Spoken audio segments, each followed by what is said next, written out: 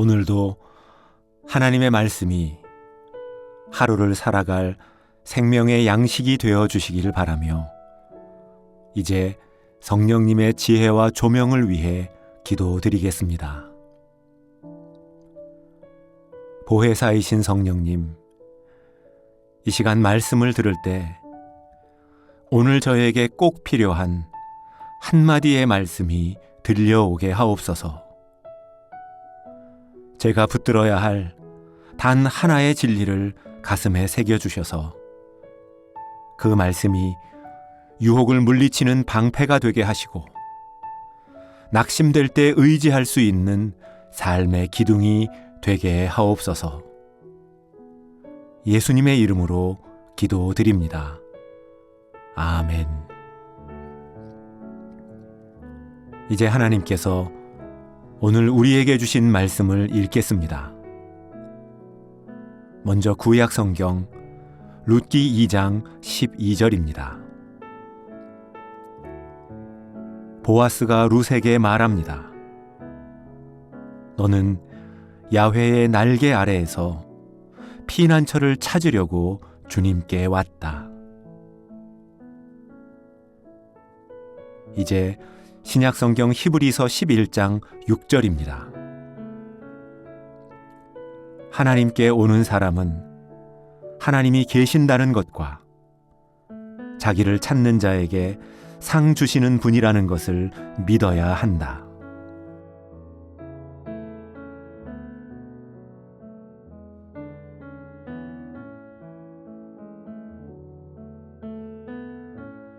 이번에는 순서를 바꾸어 다시 읽겠습니다. 하나님께 오는 사람은 하나님이 계신다는 것과 자기를 찾는 자에게 상 주시는 분이라는 것을 믿어야 한다. 보아스가 룻에게 말합니다. 너는 야훼의 날개 아래에서 피난처를 찾으려고 주님께 왔다.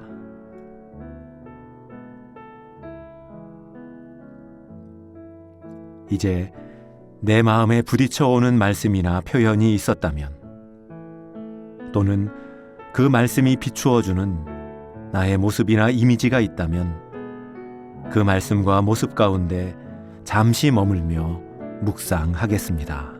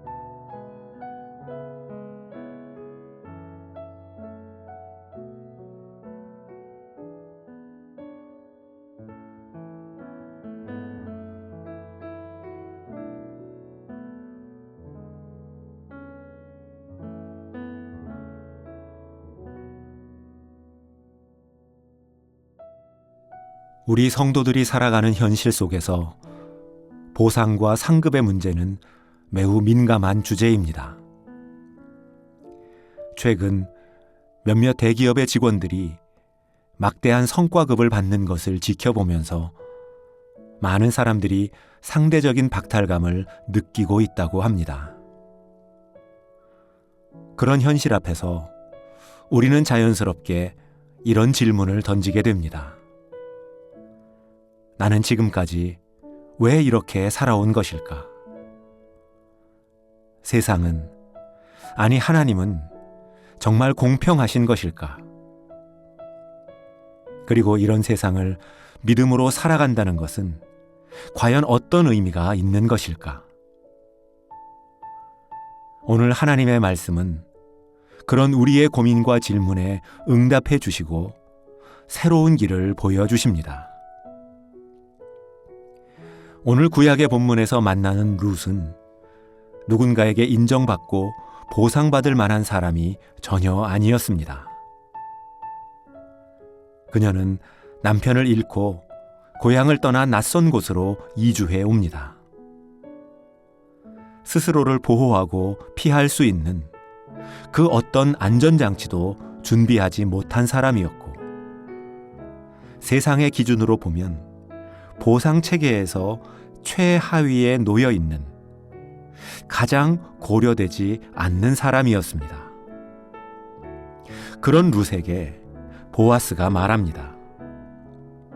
룻기 2장 12절 전체는 다음과 같습니다.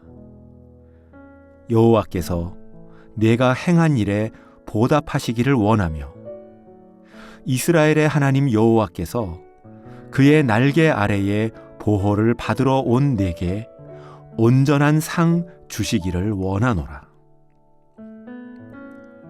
그리고 히브리서 11장 6절은 우리가 믿음장이라고 부르는, 믿음은 바라는 것들의 실상이요 보이지 않는 것들의 증거라는 구절에서 이어지는 말씀입니다.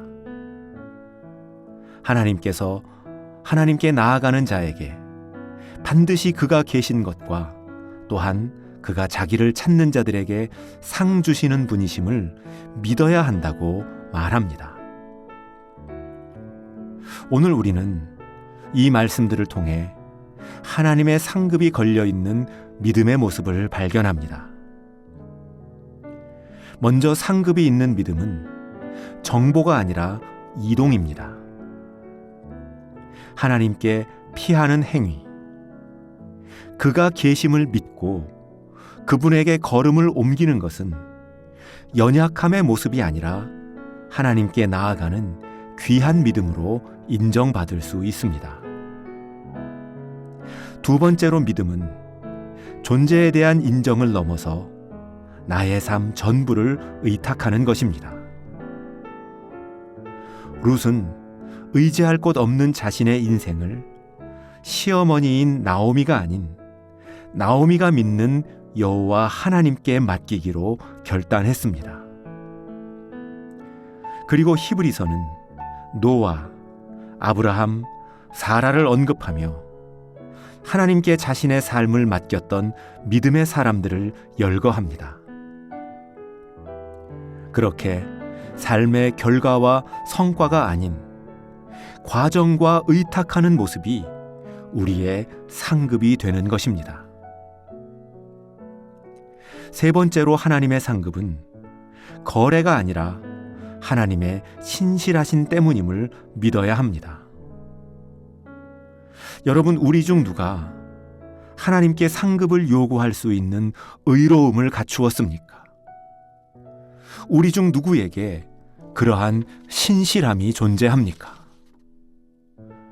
만약 스스로 그렇게 생각하는 사람이 있다면 그는 오히려 하나님께서 내가 누군지 모르겠다는 음성을 들을까 두려워해야 합니다.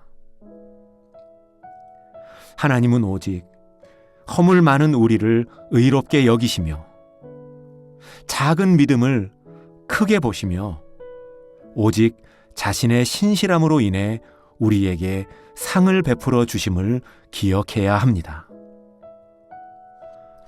사랑하는 성도 여러분, 우리는 살아가면서 자주 비교 앞에 놓입니다.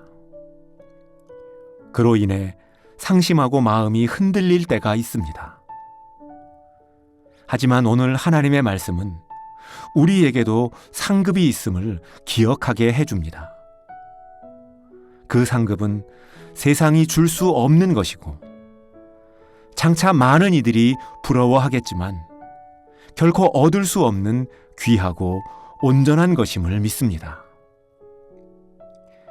오늘도 우리의 인생이 하나님의 날개 그늘 아래 있음을 기억하고 하나님께서 베풀어 주실 칭찬과 상급을 바라보며 살아가는 저와 여러분 되실 수 있길 바라고 소원합니다. 기도드리겠습니다. 하나님 아버지, 우리가 살아가는 이 세상은 우리를 끊임없이 비교하게 만듭니다. 타인의 성공과 보상 앞에서 위축되고 상대적 박탈감을 느끼는 우리의 연약한 마음을 붙들어 주옵소서. 이제 세상에 저울로는 계산할 수 없는 하나님만의 신실하신 사랑과 온전한 상급을 바라보게 하옵소서.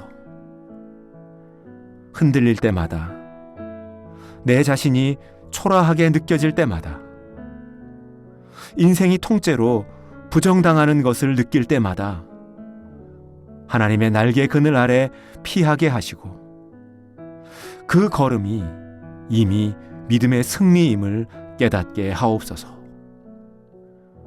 그렇게 오늘 하루도 세상의 비교와 판단보다 하나님의 칭찬과 상급을 기대하며 살아가게 하옵소서.